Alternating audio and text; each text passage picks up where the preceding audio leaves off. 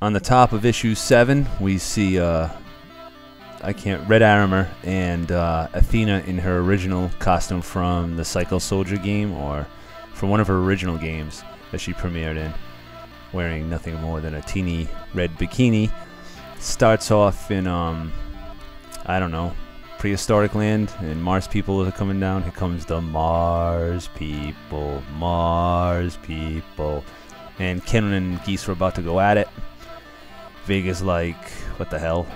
And Geese is a little shocked himself. Everybody seems to be amazed at this freaky looking thing, and it's saying some stuff nobody can understand, and it shoots it. It's celebrating its gun and then decides to take a shot at Kenny.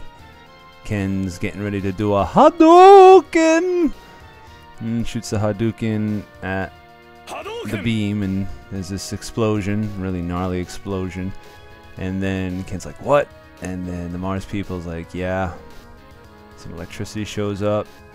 I don't know where this is from, and then we see the Factor combing his hair. The girl's snickering. Boy, they're really tiny here. I don't remember Guile being so tall. I remember he being like a little taller than Chun-Li. Terry can't seem to be bothered, and they're showing parts of their body for some strange reason. People are shocked still, and then it shows a reminiscent scene from Terry looking at Geese and reminding him, I thought the scar came from falling off the building, not the punch in the chest. I've never seen this presented before. He calls up his people on a cell phone, which is indicative to our technology today being from extraterrestrials.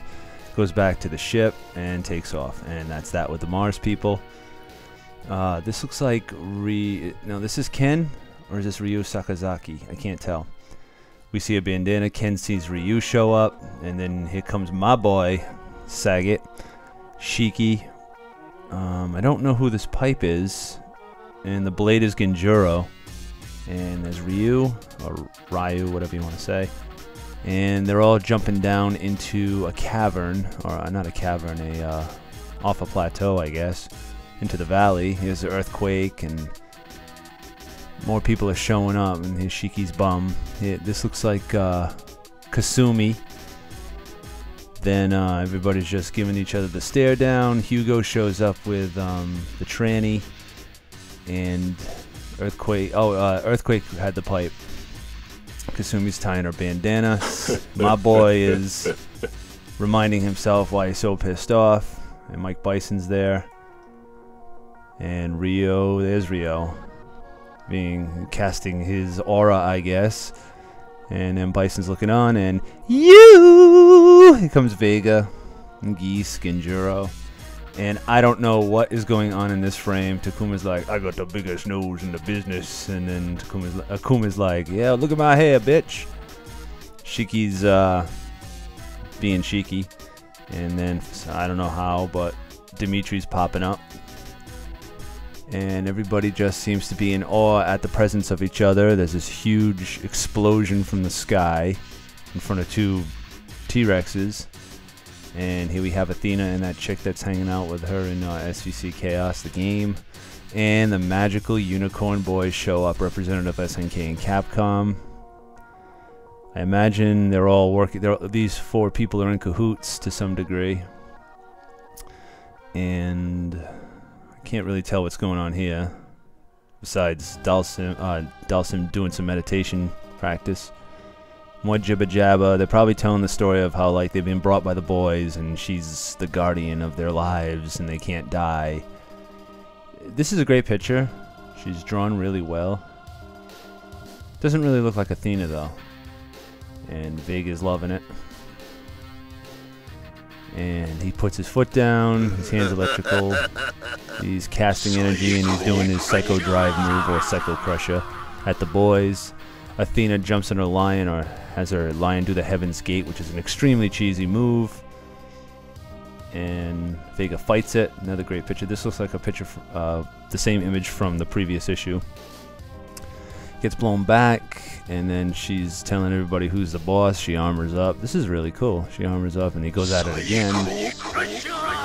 Dimitri's like, wow, and then Vega's actually on point. Vega's trying to take a piece out of the gods. This is very similar to Dr. Doom going after the Beyond, going after Galactus, just trying to take down a higher power. She pulls out her sword, creates some fire, and they all seem to get whisked away in a magical door. The X makes an explosion. Everybody's going flying. Vega's like, you. Vega's like, Autobots can't fly. And everybody's getting sunk in. Sagat's drowning in everybody. So is Akuma. Vega can fly. He's safe. There's a crack in the sky. It shatters. I guess the world has no definition. They're just like sucked into some like cross world, like there's Takuma, like in Hugo, like in Marvel vs. Street Fighter and Capcom. They're all falling. There's an explosion in a black hole. There's a shattering over some galaxy, and then oh shit! Then it shows the train yard. This train yard is, I believe, the popular train yard in Japan. I couldn't name it, but this is what it's called. Station Obsolete in the game. I believe this is after the technology, high technology, has taken over. People have become totally entrenched in a city, and this was just like a relic.